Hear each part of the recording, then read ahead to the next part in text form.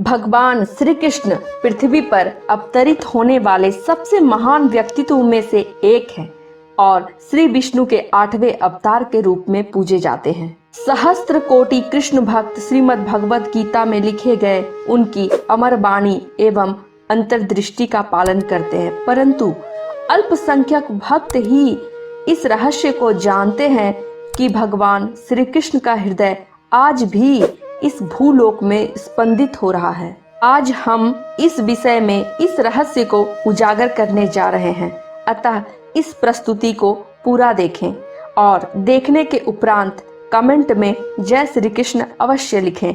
अगर आप हमारे चैनल पर नए हैं तो सब्सक्राइब अवश्य कर लें। महाभारत के अनुसार कुरुक्षेत्र में युद्ध के परिणाम स्वरूप गांधारी के सारे 99 पुत्रों को वीरगति प्राप्त हो चुकी थी। दुर्योधन की मृत्यु से एक रात पहले श्री कृष्ण अपनी संवेदना देने गांधारी के पास गए। गांधारी ने यह महसूस किया कि श्री कृष्ण ने जानबूझकर युद्ध का अंत नहीं किया। अगर वो चाहते तो युद्ध टल जाता, परंतु श्री कृष्ण ने पांडवों के द्वारा पूरे कुरुवंश का विनाश कर दिया। मुझे क्षमा कर दीजिए वासुदेव, मेरे 100 पुत्रों की मृत्यु ने मेरे मन को भावरा कर दिया।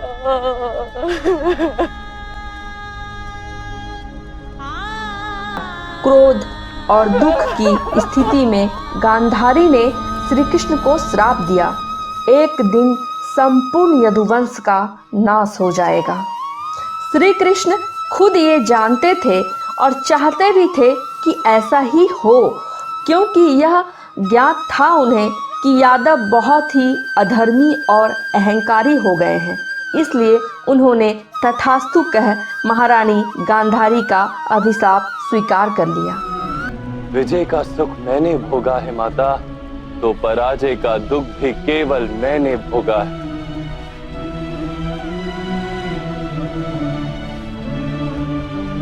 मैं ही आपका शत्रु हूं माता, किंतु मैं ही आपका मित्र भी हूं।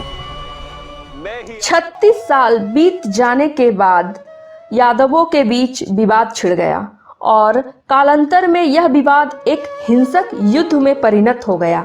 यादवों ने एक दूसरे को ही मार डाला। इस युद्ध में श्री कृष्ण के सारे पुत्र वीरगति को प्राप्त हो गए और यह देखकर शोकाहत श्री कृष्ण और भ्राता श्री बलराम ने भी वन की ओर प्रस्थान किया।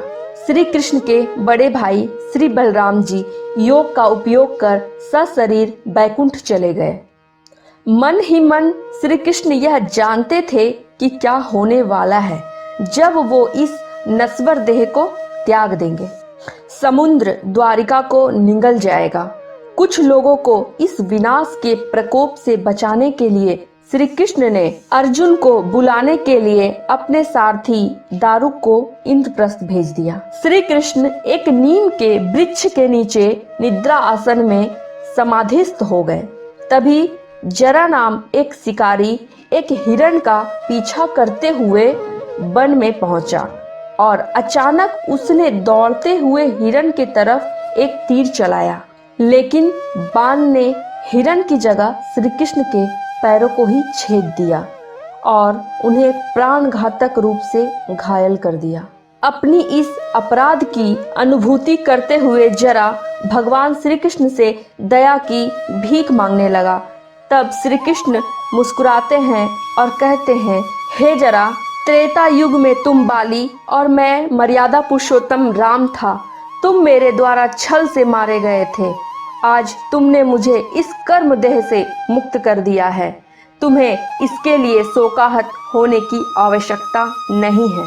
तुमने कोई अपराध नहीं किया है, क्योंकि इस दुनिया में सभी कार्य मेरे द्वारा ही नियंत्रित होता है। मेरे ही इच्छा से यह घटना घटी है। अब तुम सभी कर्तव्यों से मुक्त हो गए हो। यह कहकर श्री कृष्ण ने अपने देह का त्याग कर दिया। अचानक जरा ने देखा श्री कृष्ण के देह से एक प्रकाश उत्पन्न हो रहा है और इस प्रकाश ने श्री विष्णु के त्रिविक्रम शरीर का रूप धारण कर लिया है। और उन्होंने जरा से कहा, हे निष्पाप जरा, इस रूप में मेरा दर्शन कभी निष्फल नहीं जाता। मैं तुमसे अति प्रसन्न हूँ, मुझसे वर मांगो। जरा ने कहा, हे प्रभु, जन्म जन्मांतर तक आपसे इसी रूप में पूजा करना चाहता हूँ। आप अगर मुझसे प्रसन्न हैं तो यह वरदान दे तो मेरा जीवन सफल हो जाएगा। तब श्री विष्णु ने कहा, हे सत्पुरुष, तुम सत्य ही इस योग्य हो। मैं तुम्हें ये वर देता हूँ कि तुम कलयुग के प्रारंभ में तुम विश्व वसु के रूप में सवारा कुल में जन्म लोगे। हिमाद्री पर्वत के निकट तुम मेरे ब्रह्म स्वरूप को प्राप्त करोगे और युगों युगों तक मैं सिर्फ तुम्हारे वंशजों से पूजित किया जाऊंगा।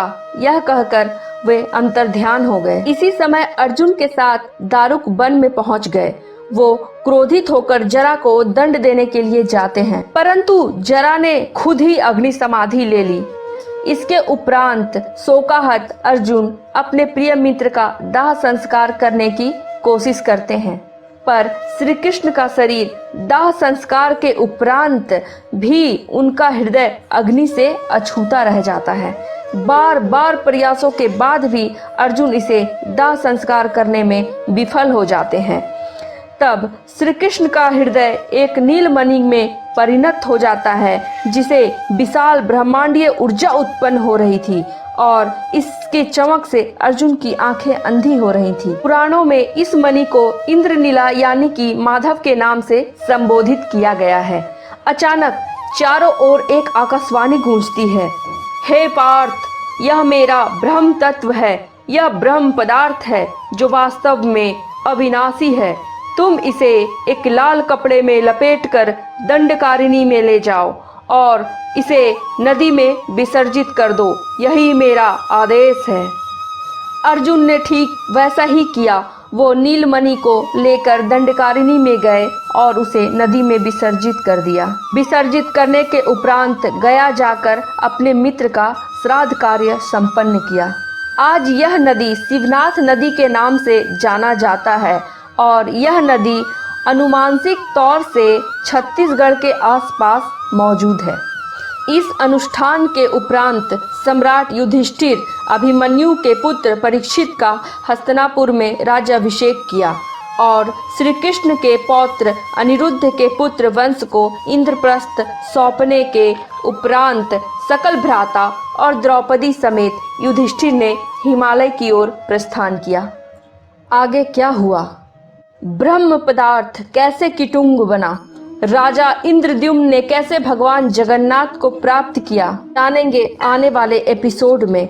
आप देख रहे हैं केयर फॉर भारत। मैं सिमी बर्मन आज के लिए आज्ञा चाहूंगी। राधे राधे।